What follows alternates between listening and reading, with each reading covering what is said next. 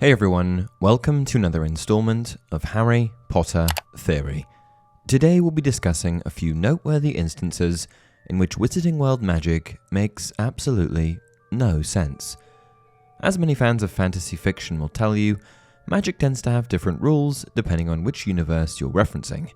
For example, in some fantasy realms, wizards are called warlocks and witches are called mages. In these universes, those who have magical abilities may or may not require wands. Sometimes witches and wizards solely rely on the magic they can brew in a cauldron. Other times they ride dragons. But regardless of the differences between each of these fantasy worlds, they all have one thing in common. That is that they all have their own set of rules on how magic exists and operates. In terms of the Harry Potter universe, there are, of course, many rules and stipulations as to how magic works in the Wizarding World. But with a universe that has continued to expand over the course of 2 decades, it's not all that surprising that some of these rules don't really make much sense at all, and sometimes there aren't any rules to even reference. In today's video, we'll be going through 10 instances of Wizarding World magic that truly make no sense at all. Let's begin. 1. The confusing functionality of the trace. Throughout the Harry Potter series, we are introduced to the idea that young witches and wizards below the age of 17 are considered underage. While the very choice of this number seems somewhat a mystery, after all, the age of majority in most places within the Muggle world is 18, it's not so much the actual numeric milestone that I take issue with.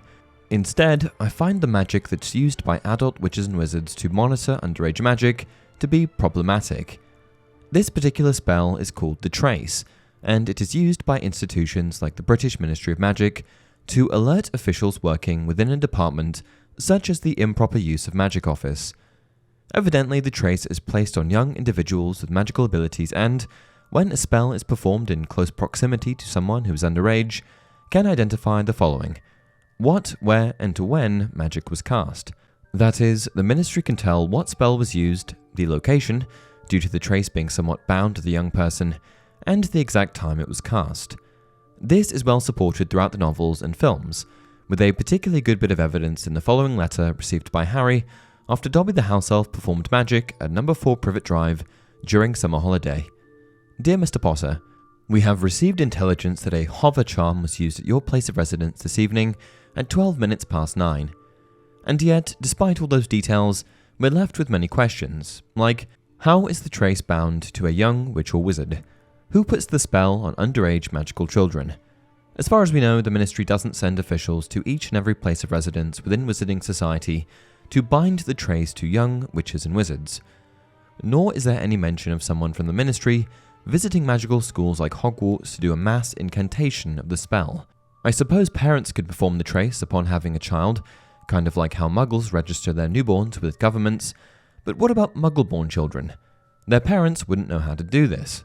Some fans have suggested that perhaps students get the trace upon boarding the Hogwarts Express for the first time. But what about children who don't go to school, like Merope Gaunt? To me, this doesn't add up.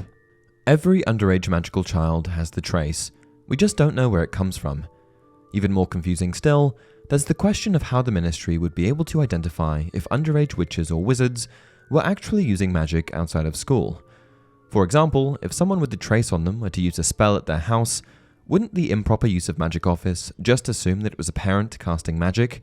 For if they didn't, there would be a lot of alerts they would need to unnecessarily respond to each and every time a senior member of a child's house performed magic. Of course, doing so would be completely unsustainable, not to mention rather impossible. The same could be said for basically everywhere outside of school within the Wizarding World as well, from shopping in Diagon Alley to attending Quidditch matches. With so many witches and wizards, how would Ministry officials be able to identify if any of the magic they detected through the trace was from an underage witch or wizard, or someone of the age of majority who was simply standing near an underage witch or wizard? It seems to me that the trace is only really effective for Muggleborns, as it would be obvious who set off the trace if a young witch or wizard with Muggle parents used magic. This particular scenario is described in the following scene between Mad-Eye Moody and Harry Potter in the Deathly Hallows. Second problem, you're underage, which means you've still got the trace on you. The trace, said Mad-Eye impatiently. The charm that detects magical activity around under 17s. The way the Ministry finds out about underage magic. If you or anyone around you casts a spell to get you out of here, Thickness is going to know about it, and so will the Death Eaters. The final issue that I have with the trace is the way it's portrayed as having one singular use, to track underage witches and wizards doing magic. But if the Ministry has been able to use the trace to monitor children, don't you think they could have, or should have, applied the same principle to criminals? For example, the trace could be used to track people released from Azkaban to ensure that they're not casting unforgivable curses or committing further crimes. So why is the Ministry more concerned with a bunch of kids learning magic than they are with actual criminals? 2. Veritaserum's lack of use in law enforcement. Veritaserum is a powerful truth potion that we learn about in the Goblet of Fire when Professor Severus Snape explains the following to a group of 4th year Hogwarts students. It is Veritaserum, a truth potion so powerful that 3 drops would have you spilling your innermost secrets for this entire class to hear. Now, the use of this potion is controlled by very strict Ministry guidelines, but unless you watch your step, you might just find that my hand slips, right over your evening pumpkin juice. And then, Potter, then we'll find out whether you've been in my office or not. As described by Snape, Veritaserum is highly controlled by the Ministry of Magic, suggesting that the wizarding government is in possession of the majority of this potent potion. So why is it then that the Ministry doesn't use Veritaserum to solve crimes or identify murderers? The most obvious example of how the potion could be used by the Ministry was Sirius Black's murder trial, or lack thereof. For not only was Sirius not asked for his side of the story, which would have been irrefutable had he shared it under the influence of Veritaserum, he wasn't even given a proper trial for the crimes he was accused of, namely the mass murder of many Muggles and aiding Voldemort in finding the Potters, which led to James and Lily's deaths. However, if the Ministry had simply administered, just 3 drops of Veritaserum, he could have pointed out the actual murderer, Peter Wormtail Pettigrew. Of course, with this logic, Veritaserum could be used to help the Ministry of Magic solve all sorts of crimes. So why isn't it used? 3. Voldemort's interest in the Elixir of Life. The Elixir of Life shows up in the very first installment of the Harry Potter series, and is described in great detail through passages like the following. The ancient study of alchemy is concerned with making the Philosopher's Stone, a legendary substance with astonishing powers. The stone will transform any metal into pure gold. It also produces the Elixir of Life, which will make the drinker immortal. There have been many reports of the Philosopher's Stone over the centuries, but the only stone currently in existence belongs to Mr. Nicolas Flamel, the noted alchemist and opera lover. And so, as an item of incredible rarity and value, it wasn't all that surprising when the Philosopher's Stone was the first thing we ever saw Voldemort go after, aside from unicorn blood, that is. And at the time, the Dark Lord's interest in the stone and its Elixir of Life made perfect sense. Here was a wizard who had lost his corporeal form and who had always been obsessed with immortality. The Philosopher's Stone seemed the perfect solution for a bloke like that. But as the series went on, we learned that Voldemort had long since created multiple, 7 to be exact, Horcruxes in a somewhat successful attempt to make himself live forever. Indeed, it was this exact dark magic that allowed him to evade death when he was hit by his own ricocheted killing curse the fateful night he tried to murder Harry Potter as an infant. So why would he want or need the Elixir of Life? He was already immortal enough through Horcruxes. Now, I know what you're thinking. Maybe the Philosopher's Stone could have given him a new body. But that's not what the Elixir of Life was known to do. In my opinion, it's more likely to have kept him immortal in his shadow form, as we learn later on in the series that, in order to get his body back, he needed a dark arts ritual like the one performed with Wormtail's help in the Goblet of Fire. So, to me at least, Voldemort's interest in the Elixir of Life doesn't really make much sense at all. 4. The paradoxes of the Time Turner. When the Time Turner first showed up in the Prison of Azkaban, it, without a doubt in my mind, became the most problematic bit of magic in the entire series. Disproportionately to its size, this little hourglass caused some very big problems in terms of plot holes and canonical contradictions.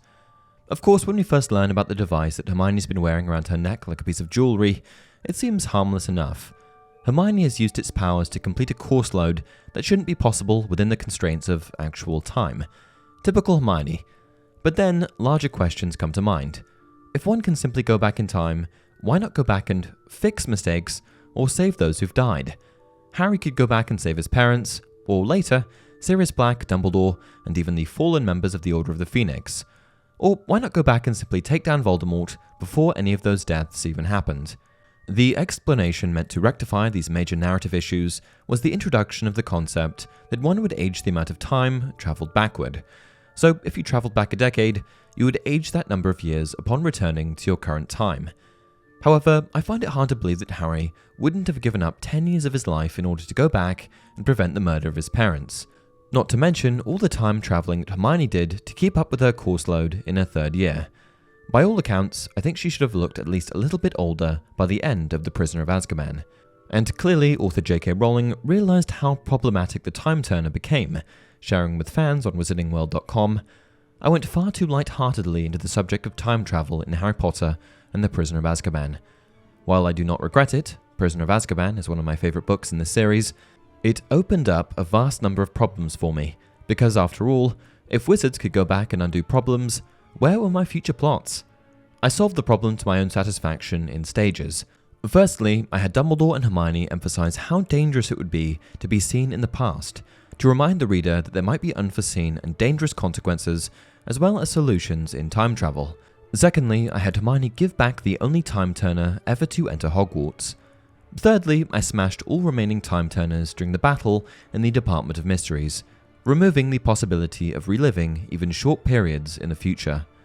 So obviously, the possibilities presented by the existence of the time turner created some pretty troubling issues.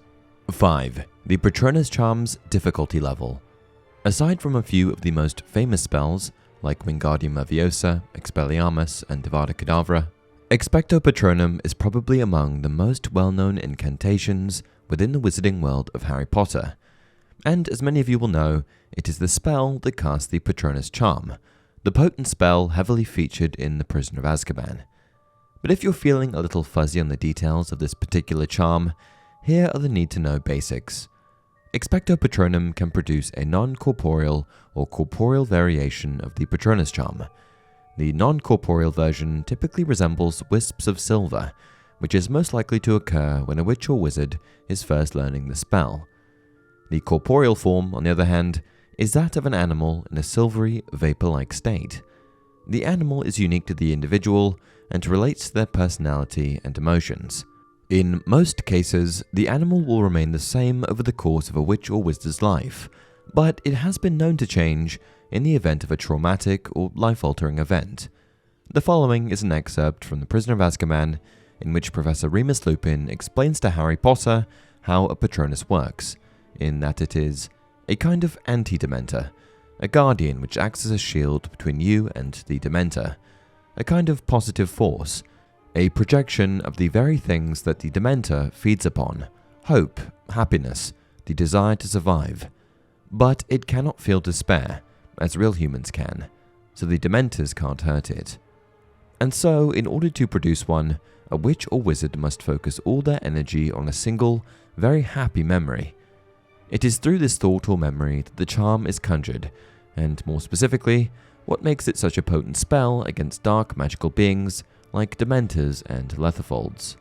Of course, the catch is that the presence of these beings, especially Dementors, literally suck all the happiness from the room. This makes performing the Petronus Charm extremely difficult when faced with a Dementor, as focusing on happy thoughts when this emotion is being ripped away from your body comes with some logistical issues. However, in the series, we see a number of characters struggle to conjure this spell even when there are no Dementors present. In my opinion, this makes little to no sense, for surely it wouldn't be all that difficult to simply think about your happiest thought at some random moment and yell the words Expecto Patronum, would it? Surely not, as we see Harry easily cast the full force of his Patronus at a group of Slytherin students merely pretending to be Dementors, even though, at the time, he was still struggling to conjure the spell when up against actual Dementors. 6. The Invention of New Spells. The idea that spells could be invented was a new concept introduced in The Half-Blood Prince. In this book, we discover that Snape was not only incredibly talented at potion making while he was a student, we also learn that he invented many spells while he was attending Hogwarts. Having created at least 7 spells during his youth, the most noteworthy one is a curse called Sectum Sempra, which lacerates its target, causing severe bleeding. In the following excerpt from the 6th novel, we see the exchange between Harry and Professor Snape, in which Severus admits to being the creator of the spells Harry had discovered in his textbook. "You dare use my own spells against me, Potter? It was I who invented them. I, the Half-Blood Prince. And you'd turn my inventions on me, like your filthy father, would you? I don't think so. No." While the idea that new spells can be created is an exciting one, I think it presents quite a few problems in terms of the laws of magic. Basically, what's required to create new charms or curses? Are there parameters or limitations? Of course, it seems to be rather dangerous work, as proven by the accidental death of Luna Lovegood's mother, who died while experimenting with new spells. But if a student at Hogwarts could create curses so harmful and powerful as the ones Snape invented, it's probably quite accessible. So why weren't new spells created all the time? For example, why wouldn't Voldemort have simply created a murderous curse even more powerful and potent than Avada Kedavra? Or why didn't Harry invent some spell to specifically take down the Dark Lord? 7. Transfiguration's questionable ethical nature. Transfiguration is a discipline of study at Hogwarts and other magical schools that teaches the art of transforming one thing into another, conjuring, vanishing, and more. For the most part, this particular branch of magic, while rather difficult to master, appears to be rather straightforward. Witches and wizards who are skilled in transfiguration can transform an inanimate object into something else, conjure certain items, and even make things disappear. All of this seems rather benign, until the objects being transformed are living creatures. For example, does anyone know what happens to the biology or sentience of a dog who is turned into, say, a broom? What about if you turn a teapot into a cat? Does the cat have the ability to think, even though it was originally a teapot? And what about if you turn the cat back into a teapot? Does it lose its brief abilities to think, feel, and be alive? Then there's the matter of the actual transformation. When transfiguration magic is cast, does the target of the spell feel pain? What happens if the spell is performed incorrectly? Does a living being become permanently disfigured, or worse? Sadly, I believe so, as according to the following text from Emmerich Switch's A Beginner's Guide to Transfiguration. Incomplete transfigurations are difficult to put right, but you must attempt to do so. Leaving the head of a rabbit on a footstool is irresponsible and dangerous. Say repairifage, and the object or creature should return to its natural state. So with all that in mind, the art of transfiguration seems to become a lot more ethically questionable, does it not? I mean, a decapitated rabbit must be in extreme pain, and since sometimes transfiguration spells are permanent, and other times they are not, there's even more reason to second-guess the usage of this particular branch of magic on living creatures. 8. The homonculus charm's lack of use in law enforcement. While you may not immediately recognize the name of the homonculus charm, odds are you know of at least one magical item that uses this particular bit of magic. For the homonculus charm is the spell that James Potter, Sirius Black, Remus Lupin, and Peter Pettigrew used to create none other than the Marauders map. Despite the general mischievous nature of the map, it's not the item itself that is responsible for its incredible ability to track each and every living and ghostly being on the grounds of Hogwarts.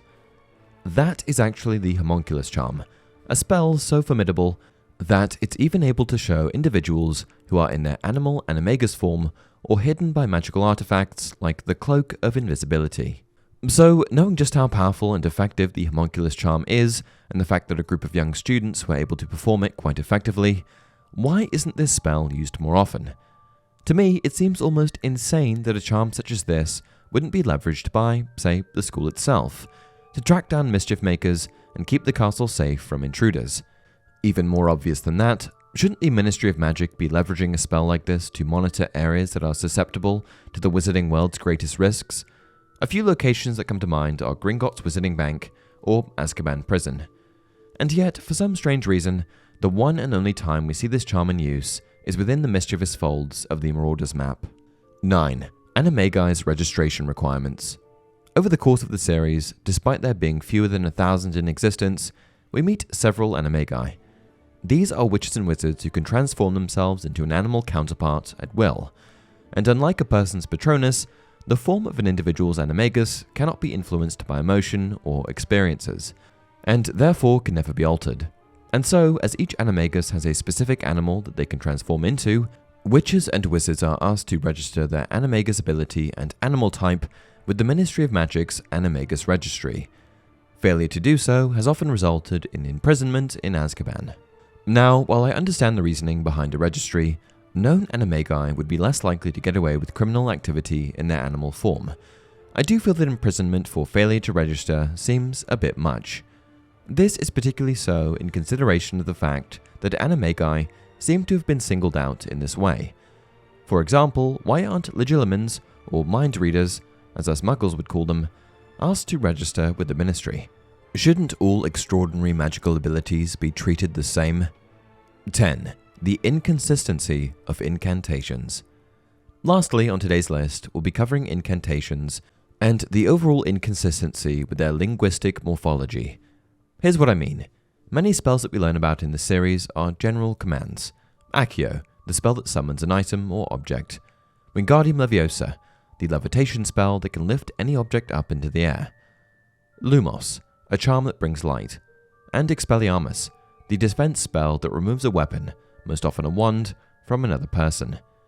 But not all incantations are this general, and for no apparent rhyme or reason, certain spells are oddly specific, like Slugulus Erecto, a spell that's used to induce the vomiting of only slugs. Oculus Reparo, a charm that specifically fixes glasses. And Densorgio, a hex that induces the growth of teeth. In all three of these examples, it seems incredibly confusing, at least to me, why they are so specific. For shouldn't Slugulus Eructo actually be Eructo, a general vomiting spell that you could then tack whatever you wanted onto the end, saying something like Eructo Slugs or Eructo Boogers? After all, this is how spells like Accio are used. The same way of thinking could then be applied to Oculus Reparo and Densorgio. Both these spells would make a lot more sense if they were Reparo and Yu-Gi-Oh for repair and grow, respectively. With so much inconsistency within the structure of the Wizarding World's incantations, I'm left wondering if there was any reasoning behind how these spells were created at all. And with that, we've come to the end of another video. What did you think? Did I miss any major examples of Wizarding World magic making no sense? Share your thoughts in the comments below, and as always, if you enjoyed this video, don't forget to like it and subscribe to the channel. Also be sure to check out the content on Spotify, as well as extra content on my second channel, Harry Potter Theory Extra. Until next time, remember, it does not do to dwell on dreams, and to forget to live.